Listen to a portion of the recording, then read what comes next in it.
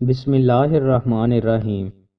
رسول اللہ صلی اللہ علیہ وآلہ وسلم نے ارشاد فرمایا، ہجرت منقطع نہیں ہوگی حتیٰ کہ توبہ منقطع ہو جائے، اور توبہ منقطع نہیں ہوگی حتیٰ کہ سورج مغرب سے طلوع ہو جائے۔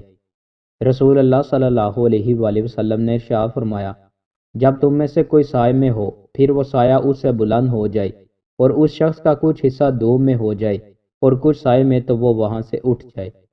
رسول اللہ صلی اللہ علیہ وآلہ وسلم نے ارشاد فرمایا، مجاہدین کی خواتین کی حرمت جہاد میں شریک نہ ہونے والوں پر ان کی ماؤں کی حرمت جیسی ہے۔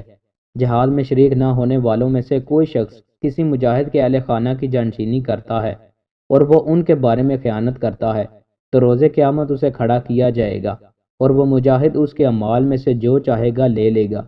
تمہارا کیا خیال ہے، وہ اس کی کوئی نیکی چھوڑے گا؟ رسول اللہ صلی اللہ علیہ وآلہ وسلم نے ارشاد فرمایا، جب تم میں سے کوئی شخص اپنا ہاتھ اپنی شرمگاہ کو لگائے، جبکہ اس ہاتھ اور اس شرمگاہ کے درمیان کوئی چیز حائل نہ ہو، تو وہ وضو کرے۔ رسول اللہ صلی اللہ علیہ وآلہ وسلم نے ارشاد فرمایا، جو شخص مسجد بناتا ہے تاکہ اس میں اللہ کا ذکر کیا جائے، تو اس کے لیے جنت میں گھر بنا دیا جاتا ہے۔ جو شخص کسی مسلمان کو آزاد کرتا ہے، تو یہ اس کا جہنم سے فدیہ بن جاتا ہے۔ اور جو شخص اللہ کی راہ میں تحصیل علم یا جہاد کرتے ہوئے بوڑھا ہو گیا، تو روز قیامت جب اندھیرے ہوں گے اس کے لیے نور ہوگا۔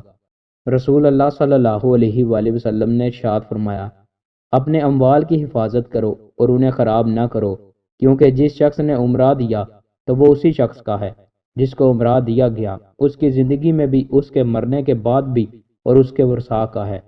رسول اللہ صلی اللہ علیہ وآلہ وسلم نے ارشاد فرمایا، تم نے نکاح یعنی خاوند و بیوی کی مثل دو باہم محبت کرنے والے نہیں دیکھے ہوں گے۔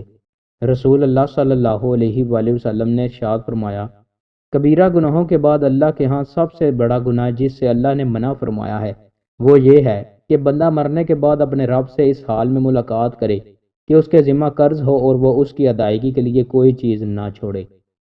دوستوں، مزید اچھی ویڈیوز کے لیے ہمارے چینل کو سبسکرائب لازمی کریں۔ بہت شکریہ۔